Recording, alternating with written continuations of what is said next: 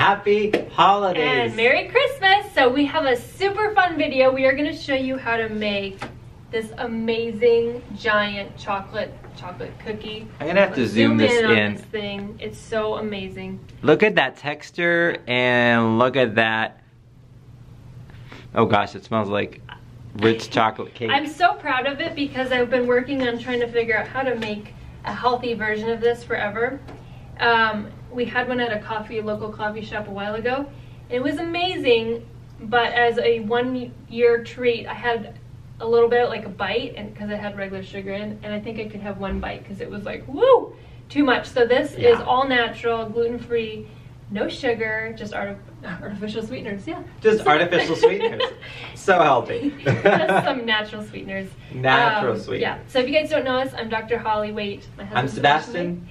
And we are from Center Part Health, a chiropractic family wellness center, and we love to garden, we love to cook, and make fun things like this. So. Yes, and we love to teach people how to live a healthy lifestyle and do it in a practical way. Yep. So, right here we have these lovely cookies. Miss right here is a chocoholic.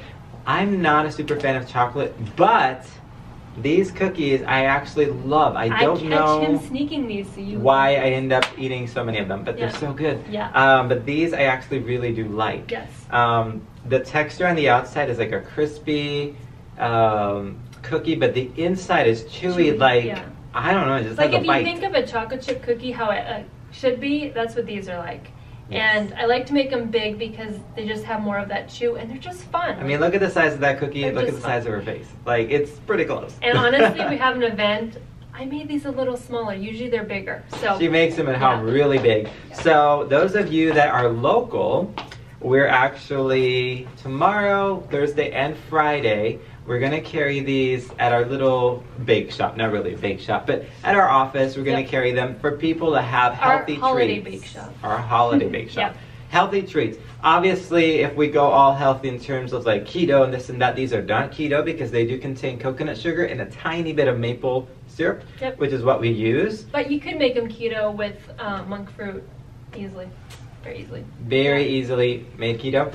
Now, super simple recipe, but before we get into the recipe, do you want to show them? You want to take a bite? Because I know she's dying to take a bite. I'm going to wait till the end. You're going to wait till the end? Yeah. Okay. I'll just show off the beautiful cookie. And then I'll show you how it tastes as if I made it at the end. Because yeah. She's going to wait until after the recipe. Okay. So we're going to zoom in and show you guys how to make the recipe step by step. You can see everything in the bowl. And so here we go. Alright guys, so here is the recipe. So it's super easy. Just start with a bowl we have a fourth a cup of melted butter. We love to use Kerrygold grass-fed butter, as well as a 1/4 cup of almond butter. And the trick is you want the almond butter to be stirred really well so that you have nice and loose. You don't want like the hard chunks because then your cookies will turn out a little drier. And then also a 1/2 cup of she said also of coconut sugar. I add kind of like a heaping half because I just like the way it tastes and the consistency. So get that all mixed up so it's nice and mixed and smooth. While he does that, I'm going to kind of whisk an egg. I forgot my fork, so we're whisking with a spoon. I'm whisking with a spoon, so it just helps to get it a little more incorporated. And I can whisk it in here too a little more. And go ahead and dump that in. It's basically a dump recipe, so it's pretty easy. And then we're going to add 2 teaspoons of vanilla. Vanilla makes everything good, so you can't go wrong. So we love like an actual real vanilla, not a imitation one. Want to show them the one we have? Sure. Let me get this so it doesn't drip. As well as I like to use non-alcoholic. Just if we eat a little bit raw, it's a little safer for a little one. All right, so get that a good mix, and let me see. That looks pretty, and it smells like molassesy caramel. Yum. All right. So after that, then we can mix the dry ingredients. So we're gonna add. I have here kind of a combination: 3/4 cup almond flour, and a teaspoon of baking soda, and a 1/2 teaspoon salt.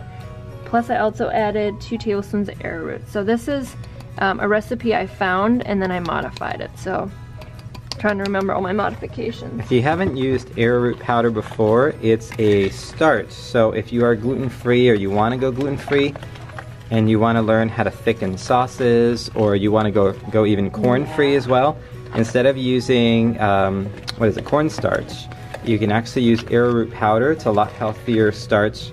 Thicken your gravies for Thanksgiving or the holidays, and it works just like it. And the trick for this, so I'm adding a half a cup of cacao powder. Organic we cacao. like cacao, not cocoa powder, because it's in its raw form.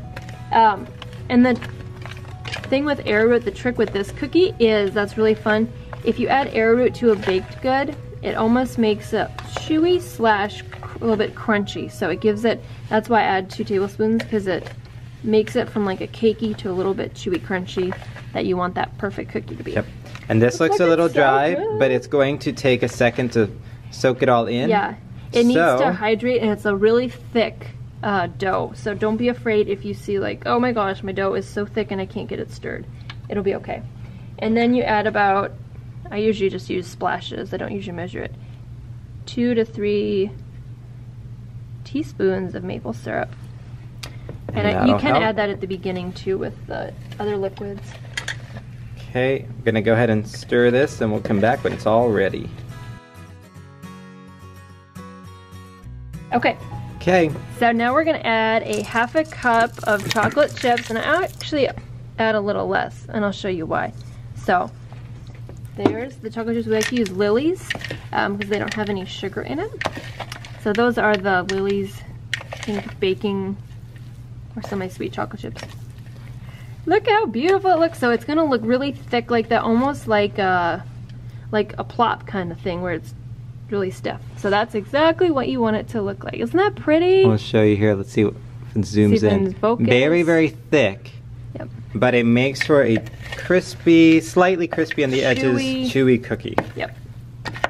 And that looks perfect. Perfect, perfect. Good, good. Okay, so now we're gonna do the fun part. All right, guys, so here we have the beautiful, I mean, it's almost like black dough. I mean, it's beautiful chocolate. Isn't that pretty? Look at that. So you're scraping it pretty flat. I like to do a little heaper. There we go. She likes a little heaper.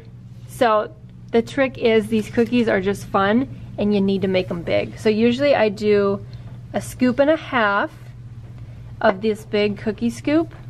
And this is about, I don't know. Today we're doing 1, so I'm gonna stop you. Today we're doing 1 because we have an event. So space them out and give them the room because they're gonna spread. So just do, usually if I do a scoop and a half, we do 4, but we'll do 4 anyway just to be safe. So you can do 4. Okay, and then the trick is, they're not gonna spread much if you leave them, so they're just gonna bake as like cakey balls. We don't want that, so we're just gonna flatten them out. I'm just using parchment paper. You can use your hand if you wet your hand with a little bit of water. So I like them real big, but like I said, we're doing this for an event, so they're just a little bit smaller. Probably like that. If you guys can see, it's like a 1/4 inch thick. So I'm gonna go ahead and flatten all these. They look beautiful. And then Sebastian, if you wanna go ahead, I saved some of the chocolate chips back because it's fun just to poke a few on the top, and what that's gonna do is it's gonna look like you have chocolate chips coming out the top, and they just look really pretty when they're baked, and you can actually see the chocolate chips. Otherwise they hide a little bit. They look so good. Luca's admiring them too. You can hear Luca there in the background. So we're gonna go ahead and dot these, the rest of these, with the chocolate chips, and then we'll show you the next step. We'll show you when they're baked and ready to eat. All right, so these are all dotted, ready to go, ready to bake. I'll focus on them. So if you can see, that's what they look like. I'll try to turn it, how thick they are. And then you just stick them in the oven, 350 degrees, and when I do them really big, they're always 13 minutes. So I think I've done the small ones at 13 minutes. I think either way, 13 minutes is pretty safe. But you can check on them. I really want to put one here. They do spread a lot, so you could put one there probably. Yeah, so just check on them and see if they're the doneness that you want. You don't have them too done, but you want them, when you take them out of the oven, as they cool, you'll just tap them and you can see as they cool more and more, they're gonna harden more and more. So don't worry if they look soft. They'll get fun and crunchy and crispy, but not really too crispy. fun. Yep. All right, so we're gonna stick them in the oven and we'll be back. All right, guys. So we got like sheets and sheets and sheets out of the oven because, like I said, we make them from an event. So we have a lot of them. So we have a lot. Yeah, we've been taste testing in the back, so I'm gonna pretend that I haven't tasted it yet. Okay, here we go. You ready? The big guy. Mmm. Want to show them the inside? So. Oh, so good. Right there. I don't know if you can. It'll zoom in or it'll see it focus. Focus. I'm not sure if it'll but focus. I'll warn you, you're gonna need some milk with it. It's like if you give a mouse a cookie. Yeah. If you give Dr. Holly a cookie, she will want a glass of milk to go with it. So I love it, like cookie. I said, because it's chewy inside, but it's got that crunch on the outside. And the only thing I have noticed that might vary for you guys is at home, we bake it with our oven's gas, and here at the office we have an electric oven. I did notice a little bit of difference, so I took the bake time down to like 2 minutes, 2 minutes less with the electric oven, and I felt like it was better. It didn't dry it out as much, but they're still so good. So you can vary it if you like it really crunchy and drier, or if you like it more chewier, you can do less time and just vary it. It's and just the bigger, a good, solid cookie. Yeah. So we hope that you guys enjoy these fun cookies for the holidays, and they're so fun because who wouldn't want to make these for your family or for a party or around the tree? And you can, you know, your kiddos can eat it, you can eat it, and it's not loaded full of sugar and yucky stuff that's gonna be harmful for your body. So. Ooh, and the recipe, you don't need to memorize it from the video. We will link below a post from our website or on our website for the recipe. So if you didn't catch it throughout the video, that's fine. We will have it in a blog post for you, step by step. So. And it does taste a little Oreo-like it has that deep, rich. It does taste like an Oreo. That's probably why I like it. Yeah. So you could. Yes. You could play with that to make Oreo, or you can like use Oreo it as a crust. Yeah. Dirt. Yeah. Whipped cream. Mix it with some whipped cream. Yeah. I don't know. So have fun with making these amazing giant chocolate chip cookies because our little one loves it, don't you? Happy holidays. Happy holidays. Thank you. Enjoy. Bye. There's just no place like home for